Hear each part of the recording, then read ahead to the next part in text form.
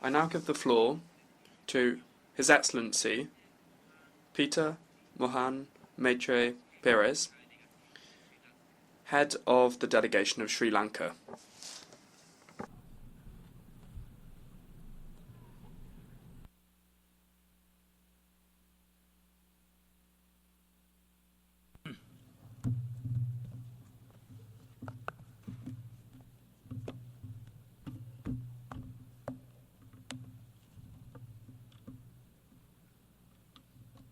Mr. President,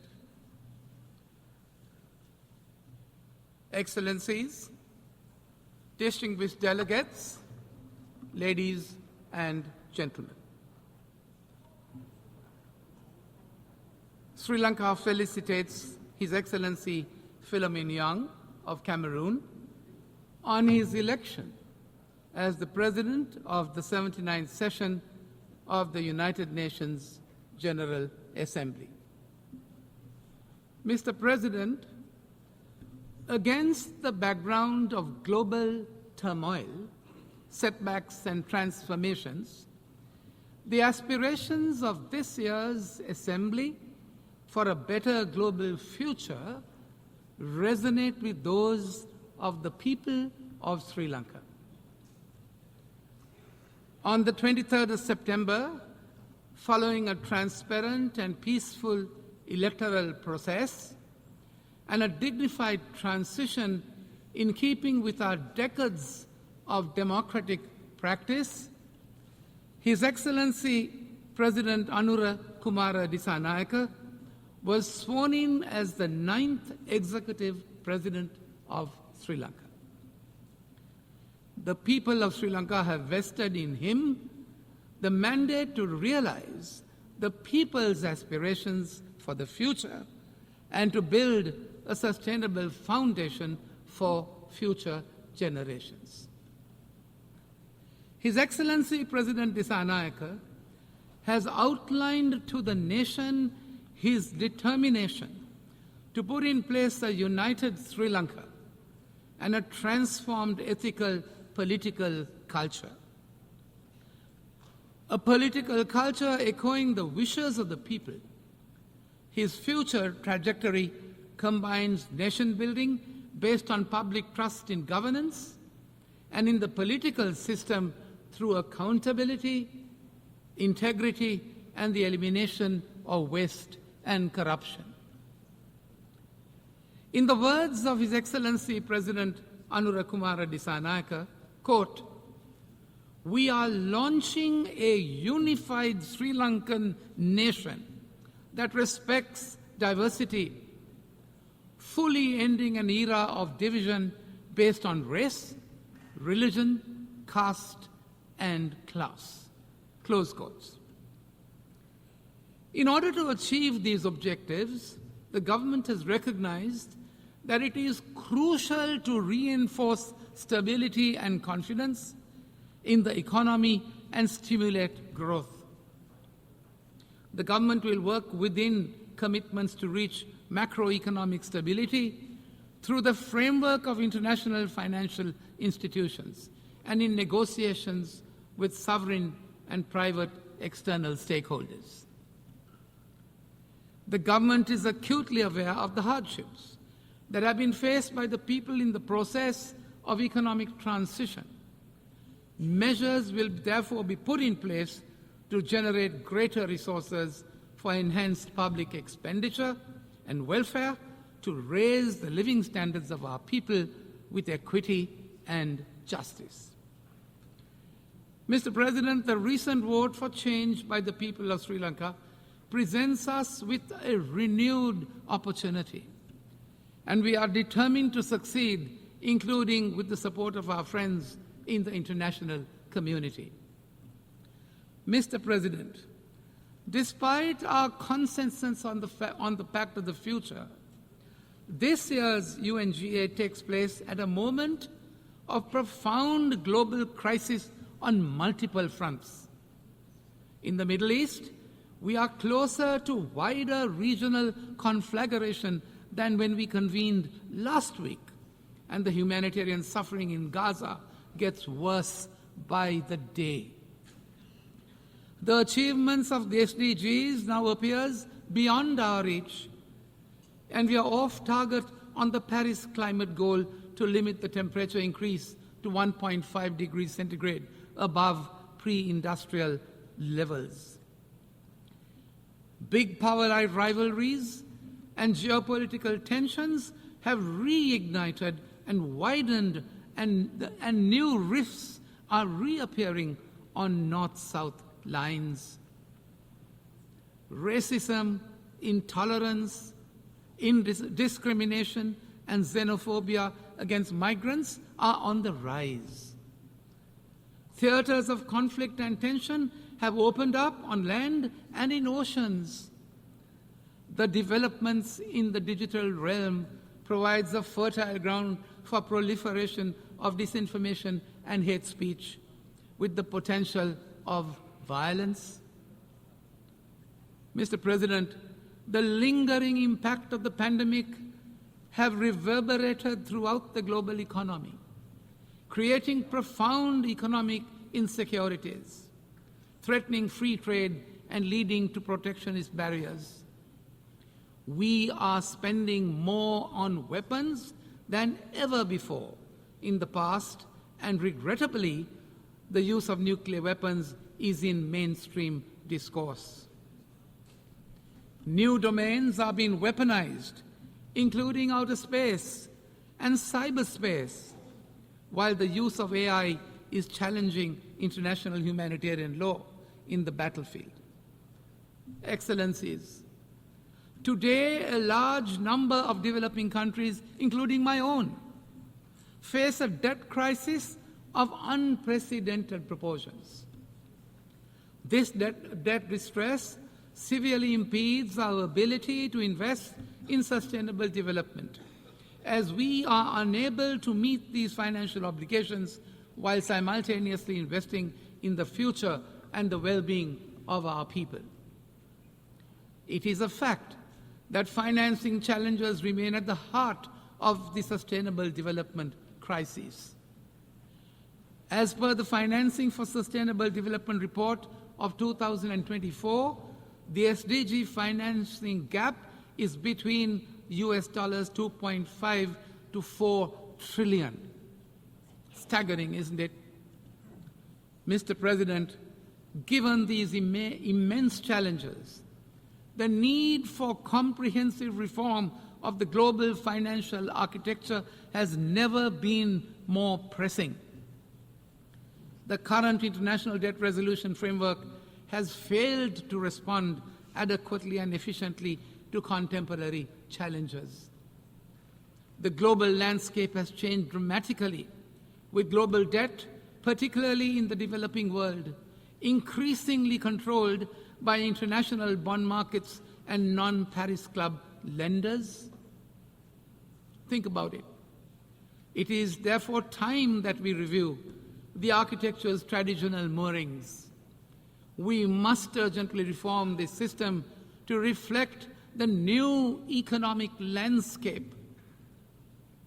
It is therefore necessary, we say, to find a more efficient, comprehensive, and equitable way to address the debt crisis. Mr. President, other institutions of global governance that reflect the world of the past century need to be reformed to meet the challenges of the present and the future. The composition of the Security Council must be expanded to be representative of current global diversity and decision-making. In parallel, the role of the United Nations General Assembly, the most representative primary organ of the United Nations, where all countries have an equal voice, must be strengthened and revitalized. Mr. President, Sri Lanka's commitment to maintaining global peace and security has been unwavering. We recognize that peacekeeping is one of the most effective tools to the United Nations to help member states to manage the difficult phase of transitioning from conflict to peace. Sri Lanka has been contributing to United Nations peacekeeping operations in some of the most hostile and demanding deployments.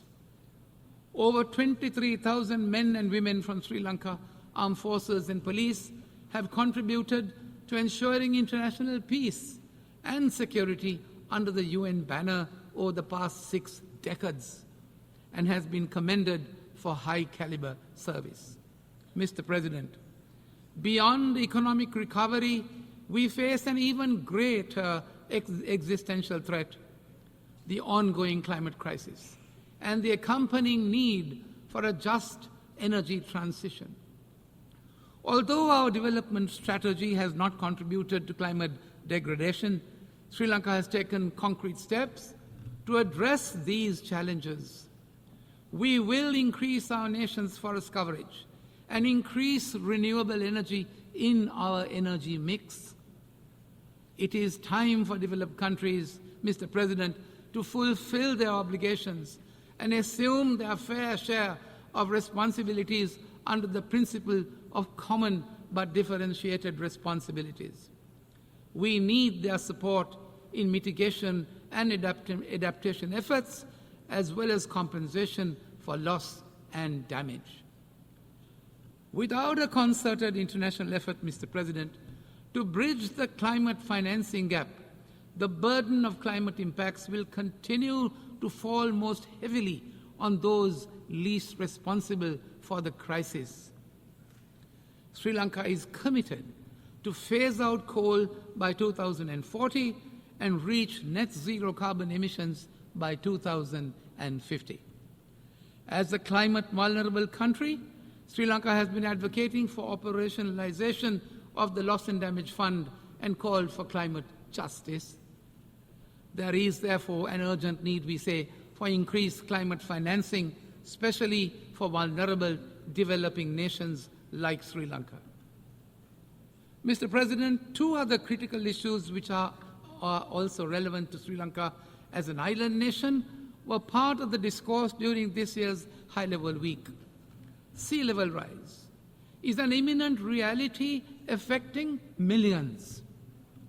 While Sri Lanka has taken mitigatory measures nationally, as included in the National Adaptation Plan for Climate Change, it is through concerted international action that solutions can be implemented to halt the global warming that is the cause of sea level rise. Sri Lanka initiated the UNGA resolution on declaring 1st of March as the World Seagrass Day to bring international attention and awareness on a small but significant aspect of universal importance of combating climate change. Sri Lanka has further been recognized for its contribution to mangrove regeneration programs as a 2024 World Restoration Flagship by the United Nations under the UN Decade on Ecosystem Restoration. Mr. President, antimicrobial resistance has become a critical public health issue the world over, with bacterial resistance linked to around 5 million deaths worldwide annually. Alarming. AMR, if not contained, has the potential to spiral into a development issue, as well with life expectancies declining worldwide. We welcome the target of mobilizing US $100 million through the Antimicrobial Resistance Multi-Partner Trust Fund to ensure that 60% of countries have funded action plans by 2030. However, international cooperation, Mr. President, and sustainable financing must increase to meet this goal. Mr. President, as we seek solutions to global challenges, we must harness the power of technology and innovation. Digital technologies and artificial intelligence offer unprecedented opportunities to accelerate sustainable development. Sri Lanka aims for sustained growth by innovation and envisages an equitable digital transformation through the establishment of accessible digital public infrastructure. At the same time, we call for increased capacity building and technical assistance to bridge the global digital divide and empower all countries to leverage these tools for the betterment of their people. Mr. President, the General Assembly's theme calls on us to leave no one behind and to act together for the advancement of peace, sustainable development, and human dignity for present and future generations. In Sri Lanka, 38% of our total population is youth, which is the most capable and dynamic resource that can contribute to our future development. Sri Lanka advocates for increased youth participation in decision-making processes. After all, the Declaration on Future Generation is theirs. Simultaneously, the new Sri Lanka will realize the aspirations of a just society with greater empowerment for women, who make up to 52% of our population. Mr. President, as we look towards the future, we must also address one of the gravest injustices that this Assembly has inherited from the past. Sri Lanka has repeatedly voiced its concern over the dire humanitarian situation in the occupied Palestinian territories. We reiterate our support for the recognition of the legitimate and inalienable right of the Palestinian people to statehood and join the call for a two-state solution based on the 1967 borders in line with all UN resolutions. As a country, Mr. President, that has suffered separatist terrorism for decades, we condemn the terrorist attacks in the Middle East and elsewhere in the world. Sri Lanka calls for complete and unconditional lifting of all unilateral coercive measures imposed against any country, as they hinder free trade, right to development, and have unintended humanitarian consequences. Mr. President, as an island country, we are concerned about the present environmental and geopolitical aspects relating to the oceans. We want our oceans to be free of rivalry, free of conflicts, free of pollution, and to be able to sustainably manage our marine resources. The UNCLOS, with its cohesive and universal nature, provides us with a say in shaping the global maritime system. Sri Lanka remains committed to the balance and collaboration embedded within the treaty, enabling freedom of navigation and sustainable use of the oceans, respecting the sovereignty of the coastal states. Mr. President, we must recognize that global challenges demand global solutions. In our interconnected world, no country can solve these complex problems in isolation. We must strengthen our international institutions, enhance knowledge sharing, and foster strong relationships. We must work together equitably, ensuring all voices are heard in shaping our shared future. It is encouraging, I say, that several developing countries are on the cusp of becoming the leading economies of tomorrow. We must bolster South-South cooperation to foster economic growth, social progress, and sustainable development among us. However, South-South cooperation is not a substitute, we appreciate, for the responsibilities of the global North as set out in the Addis Ababa Action Agenda and the Paris Agreement. Mr. President, in conclusion, as Sri Lanka embarks on a path of national unity, ethical governance, and economic recovery, and growth with justice and equity under a new leadership, we reiterate our commitment to multilateral cooperation in pursuit of peace, of prosperity, and of sustainability. We must harness the power of international solidarity, my dear friends, to confront the interconnected challenges before us, as well as to explore durable solutions to the generations to come. I thank you, Mr. President. Muchísimas gracias al jefe. I thank the head of the delegation of Sri Lanka. I now give the floor to His Excellency